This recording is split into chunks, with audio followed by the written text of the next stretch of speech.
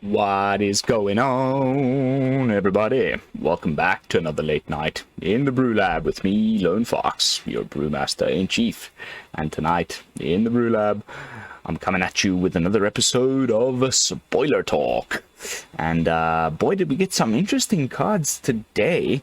It does seem as though, as usual, the weekend has sort of slowed the spoilers down a little bit.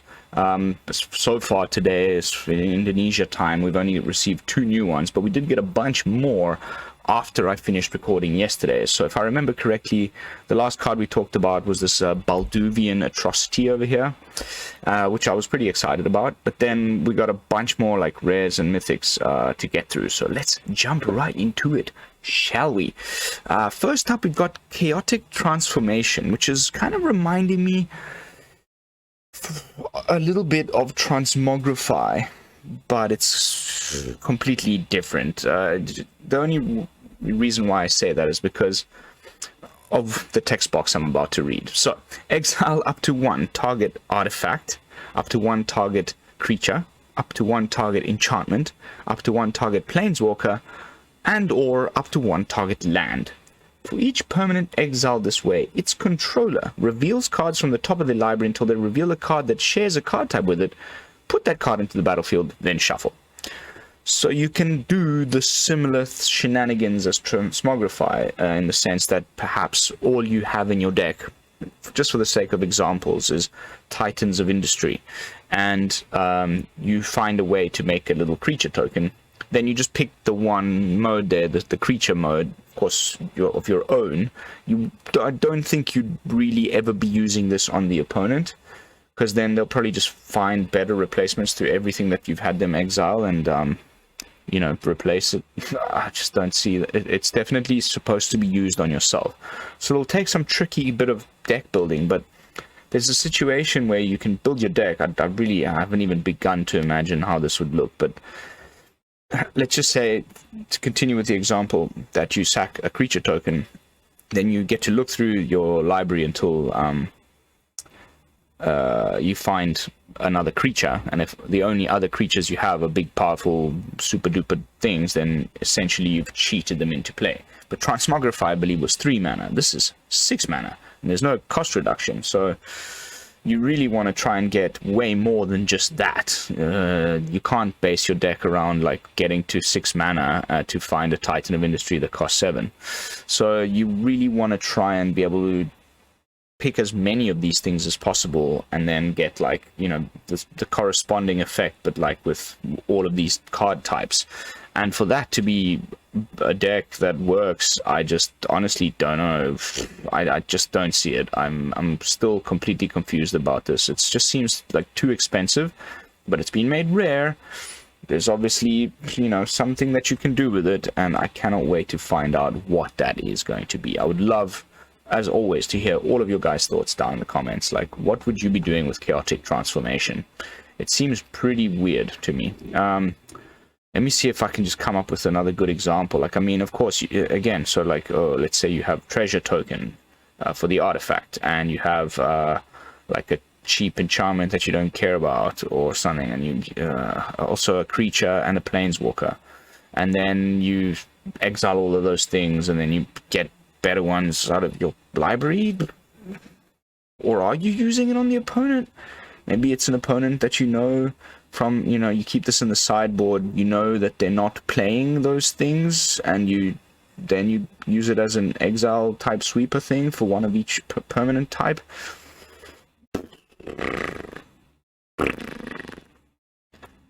I don't get it. I mean, I get it, but I don't understand why it's rare and why it costs 6 mana, and how it is that it'll fit into any deck that we have available right now. So maybe there'll be some more stuff spoiled that suddenly makes this make a lot more sense. But next up, we've got a goodie. The internet is all abuzz about this one. Is it a replacement for Bloodchief's Thirst? It doesn't hit planeswalkers, and you have to sum the power and toughness. So a 3/3 you can't kill with this card. But you know, you can kill a 3/2, you can kill a 2/3, you can kill a 1/1, you can kill a 2/2, blah blah blah, as long as the sum of the power and toughness is 5 or less for 1 mana at instant speed. I don't know if you'll be playing like a full play set, but definitely this is a really good card. Like really good card, especially against green, like the early turns. You know, there's just I think a lot of really good targets for this spell, even in current standard and probably continuing onwards.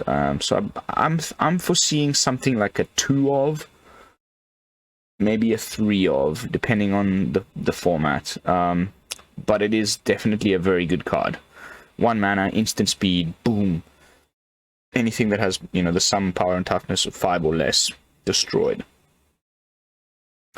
Only creatures though, no planeswalkers. It's all these, like, it's definitely not a replacement for Bloodchief's Thirst, but it's probably about as good as we'll get in the set, and I believe this will see a lot of play. We'll just have to figure out how many copies you would be wanting to run, and it'll probably be, you know, a really good sideboard card against certain matchups. You'll like start off with 2, keep another 2 in the side, and then you're playing against like weenie aggro type decks, and you just bring in the rest. But yeah, like I said now a few times, good card, A+. Then we've got the Golden Argosy. This is an interesting one, kind of reminiscent of Teleportation Circle, which didn't see much play. There was just more of a fun janky card, but it's a 3/6 for 4, which is pretty decent, like considering it can pretty much block like anything. And you know, the fact that you can crew it for 1 means, you know, you can just have like a little soldier token lying around or something, and you can crew this guy. And it's also colorless, so you can play it in pretty much any deck. And whenever it attacks, you exile each creature you crewed it with this turn. So you return them to the battlefield tapped under their owner's control at the beginning of the next end step. So it's like a flicker boat. Even just something like yesterday's big bad dude. Where is he? I saw commander stuff. Blah blah blah blah blah. Solkanar the Tainted. Before it gets to chapter, you know, before it gets to the 4th thing where you have to hand it over, you just crew your vehicle with it, and away it goes, and then comes back at the beginning of your next end step, and you get to start getting all that value again. The examples are endless. There's plenty of stuff that has great ETB effects that you want to be flickering, and this you can do so, and it's like tough to remove if once you've crewed it. There's just lots that I like about this card, and again, it's another vehicle. I've been looking forwards to more vehicle support, so I think maybe we'll be a little bit of a contender if there's some sort of cool flicker deck.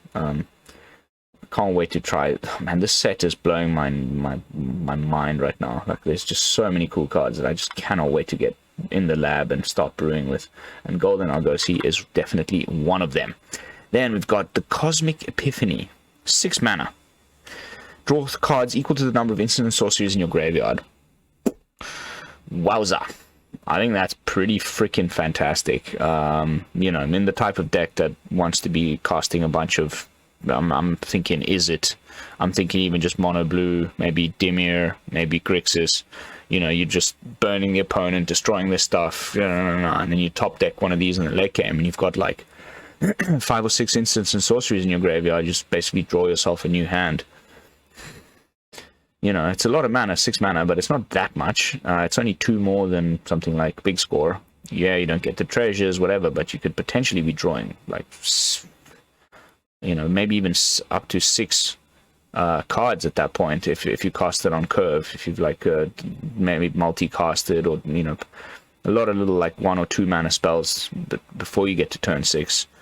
I think that's going to be a real pain in the butt. Like, when you get to that point against control where they've like counted one of your things, bounced another one of your things, burnt one of your other things, and then their hand is empty and you feel like you're turning the corner, they just top deck one of these and restock their whole hand with answers. It's going to feel real bad. So, hi caramba, another great tool, I think, for control. Then we've got the Tyrannical Pit Lord. there's always like a 6-mana demon in every set. It feels like this is the one for the set. A Frampler. There are almost always Framplers as well, these demons. And when it enters the battlefield, you choose another creature you control. The chosen creature gets +3/+3 and has flying. Pretty insane, I want to say. If it had haste, it would be ridiculous, but still, that's giving you value straight away. Like, that's the problem. You know, most creatures in modern day Magic, they can't just hit the board and then you have to wait till the next turn to do something, especially big, crazy, powerful ones like this one. Like, the opponent's going to get rid of it 90% of the time. So, if you can give a little token you have lying around, or whatever other creature, an additional +3/+3 and flying the turn this enters the battlefield, swing in with that. Maybe they don't have the removal the next turn, you get to swing with the Pit Lord as well. Pretty amazing. Of course, it's a pretty big downside. You have to sacrifice the creature.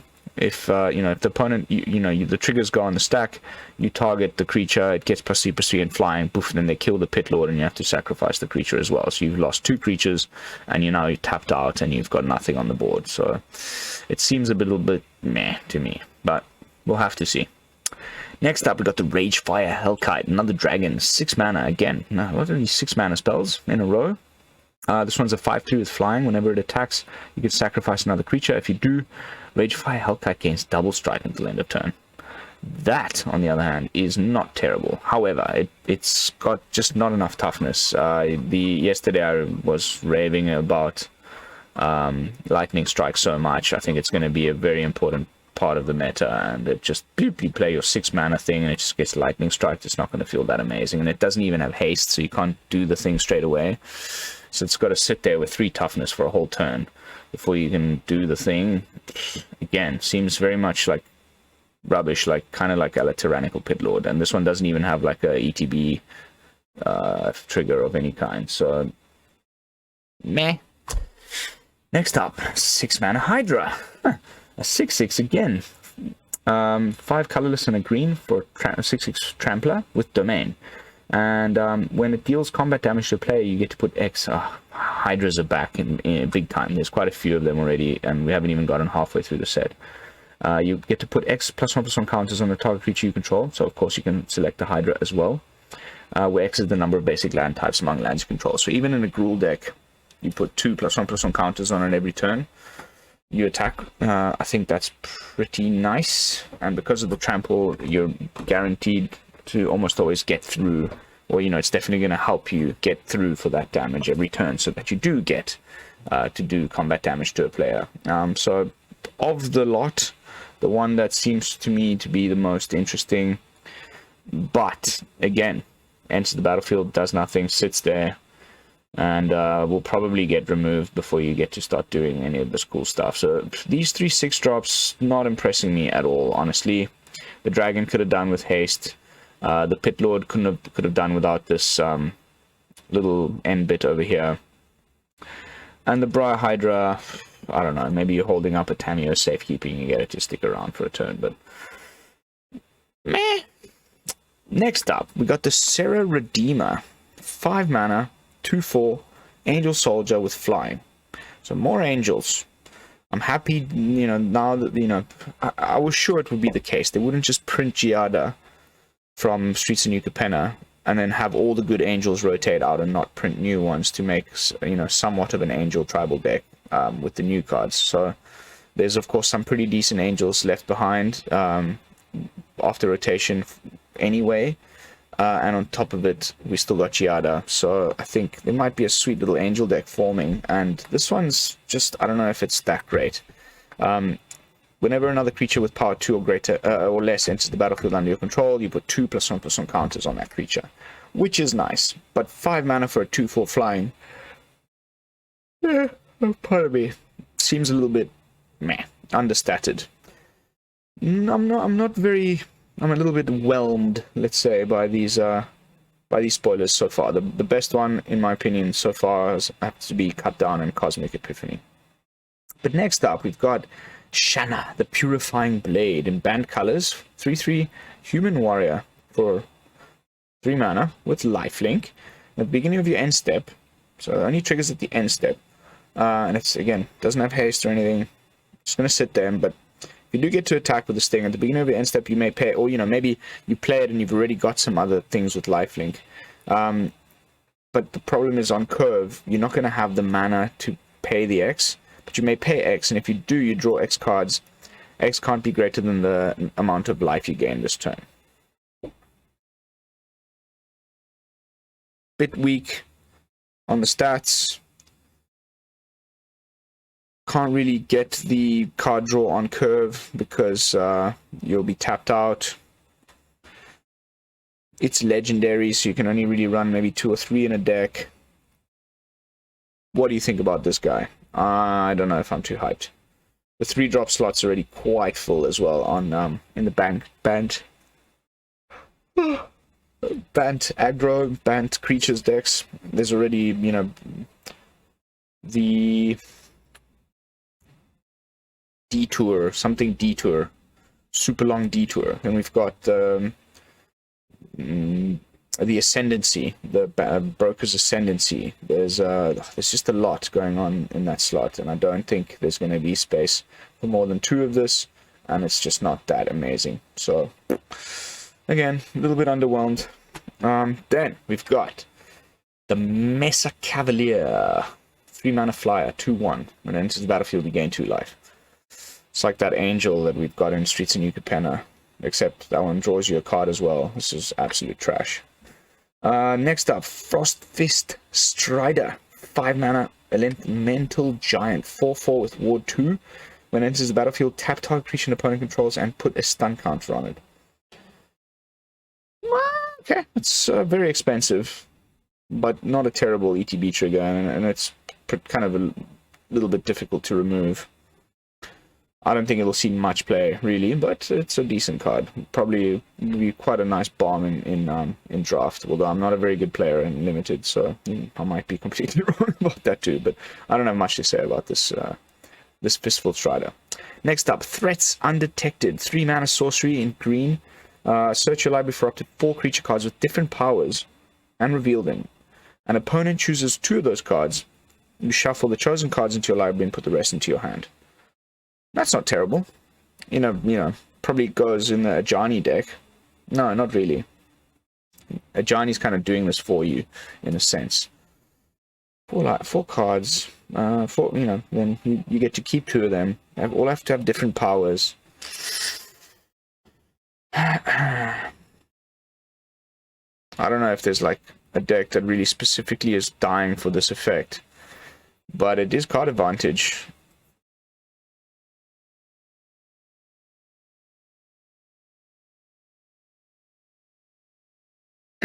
Trying to think what we could do with this.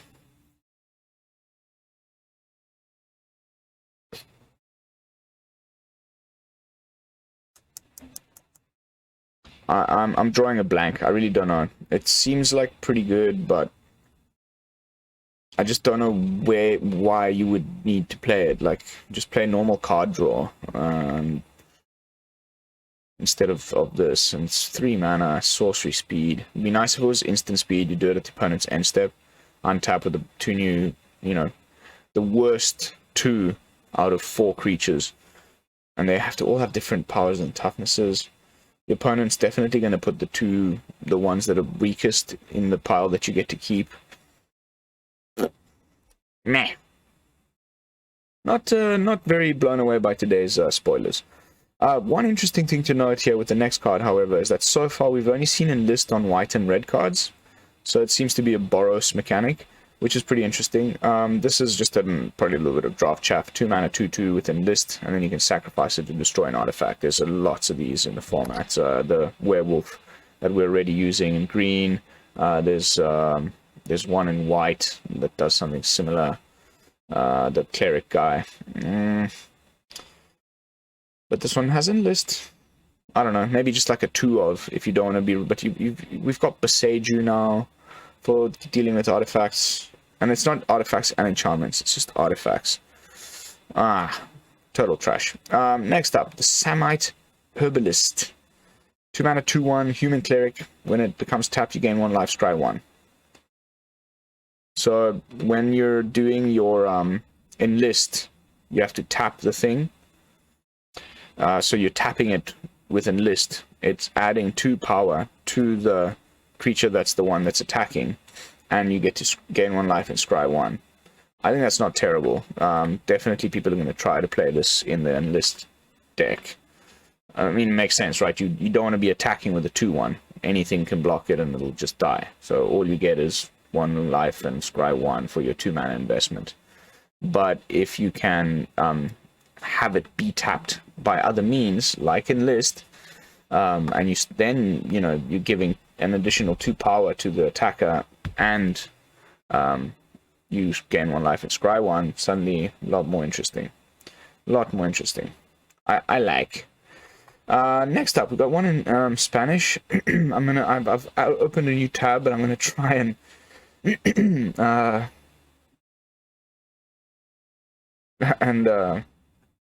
translate it. So it's alcance. It's probably vigilance or reach, and arrola.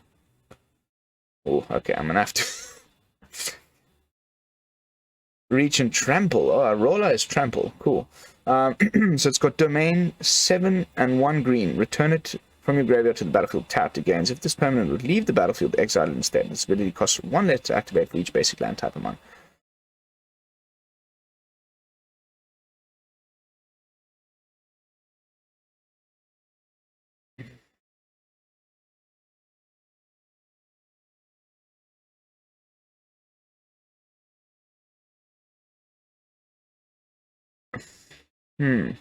Good point, Paul. If they have something that, you're able to play mono green, but then have like a bunch of different, all your lands become basics and they're all different colors or whatever. So then you can just do that for 1. Suddenly it's a lot more interesting.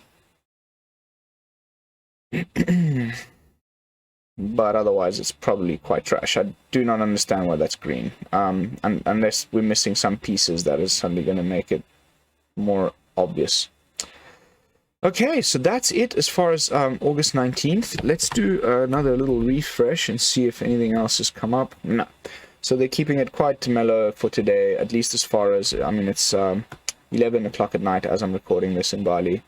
So there's probably going to be a lot more tomorrow, but that's okay. We'll just have to do another episode of Spoiler Talk, which I absolutely love doing. This one I actually really, really like, and I wish it wasn't legendary.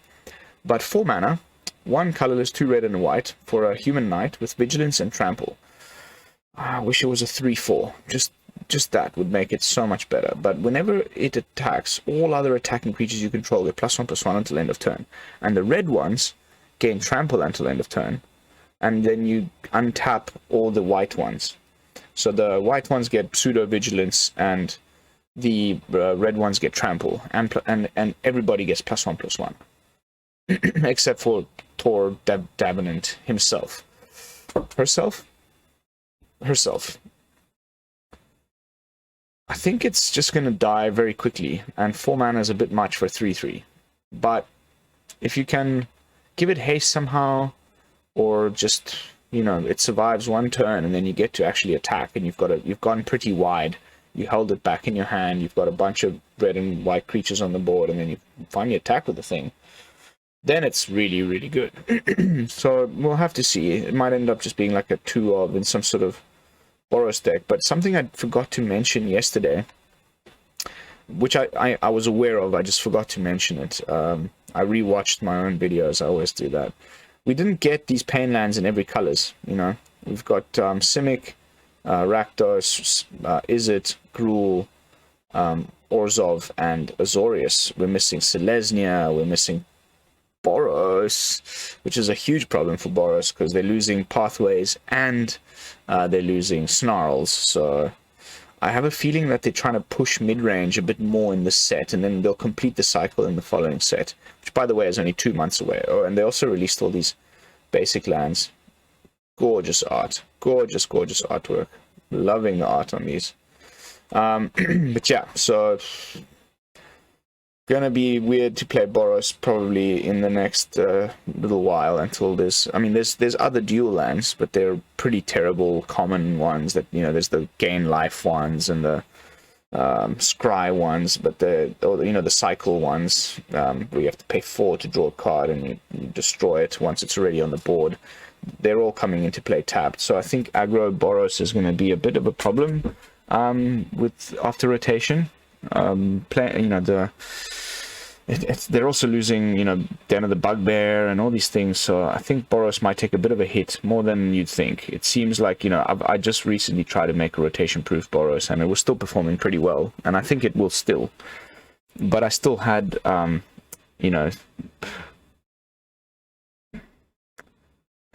doubts. The mana was a real problem. So we still get to keep the chill lands. They come into play untapped on turn 3. It just slows them down a little bit, and Luminarch Aspirant leaving that deck is also huge.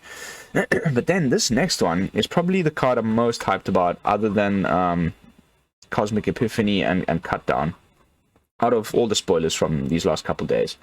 The Keldon Flame Sage, 2 mana, 2/3 within list. Whenever it attacks, you look at the top X cards of your library, X is Keldon Fire Mage's power. So you can definitely sort out your deck in such a way that the enlist, you give it a lot of extra power by enlisting a bunch of creatures. And then while that ability is on the stack, you get to look at the top X cards of your library, where X is Keldon's power, and you may exile an instant or sorcery card with mana value X or less from among them. Put the rest of them into the bottom of your library in a random order. You may play the exiled card without paying its mana cost. That's pretty cool. There's definitely going to be some combo janky shenanigans that we can do with this, where we make it into like a 6 power thing with a bunch of enlist, and then we find, a really strong burn spell or whatever spell we want it to be, and cast it for free. And potentially, you can just attack with it even into a bigger board, and if you've built your deck correctly, you'll more often than not find a removal spell at instant speed that you can get rid of the blockers before they're declared. So this is an interesting, nice little card. I like this type of janky stuff, so I'm going to definitely be trying to do some stuff with this on day 1. Of course, I'm also going to be invited to the early access event, so we're going to get to test a lot of the stuff a day sooner than the set getting released and rotation hitting. So I can't wait for that either. But that is going to be it for today's episode of Spoiler Talk. As always, I'd love to hear your thoughts in the comments. What do you think about these cards? Well, the one I have the most questions about is Chaotic Transformation. Like, what are you going to be doing with this? What do you rate Cut Down on a scale of 1 to 10? What do you think of Cosmic Epiphany? I think it's freaking amazing. And yeah, just let me know what you think about some of these like kind of underwhelming freaking huge ass 6 drops that don't do much when they enter the battlefield. I will see you all just a little bit later with another fresh brew, and thank you all so much for watching. As always, don't forget to like, comment, and subscribe. And until then, this is Lone Fox from the Brew-Lab signing out. Peace, y'all.